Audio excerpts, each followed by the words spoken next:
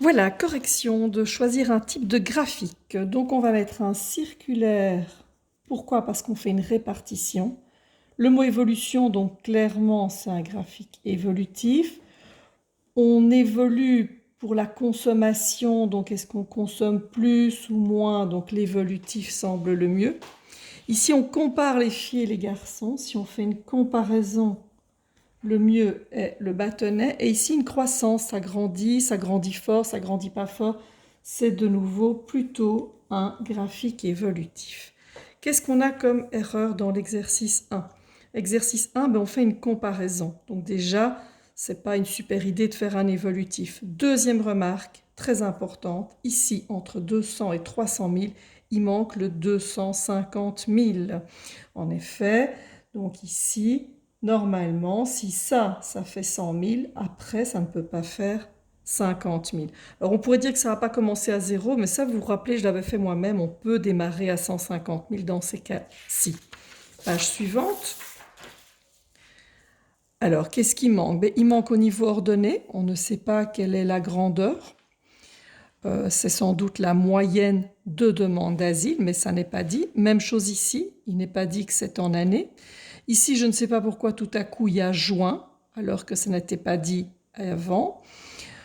Autre chose, ce serait plutôt un graphique évolutif, vu qu'on ne compare pas quelque chose, mais qu'on observe une évolution, donc un évolutif serait meilleur. Donc bref, l'évolutif me semble être mieux, et il manque les grandeurs et les unités. Troisième graphique.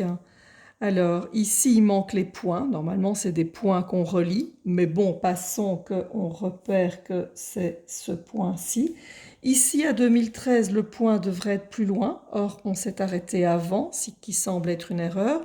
Le 2010, 2011, 2000 n'est pas vraiment bien noté. C'est encore une erreur. Les unités pour les axes, c'est bien mis. Il manque les points reliés, le point 2013, les graduations des années. Et alors, il n'y a pas de raison qu'il y ait un point ici avant 2010. Il n'y a rien qui commence avant 2010. Ça ne ressemble à rien. Oh, je suis un peu de travers, pardon. Voilà, alors page suivante, ce sera votre devoir. Donc là, vous avez 3 exercices supplémentaires à la page 298. Voilà, donc vous avez un graphique à faire. Alors bon, soyons clairs, hein, ici dans l'exercice 1, on se mesure, donc on observe que ça augmente ou pas. Vous allez donc faire un graphique et vous allez faire un évolutif dans une couleur pierre, dans une autre couleur Sophie. Deuxième cas ici, il y a toutes mes réponses.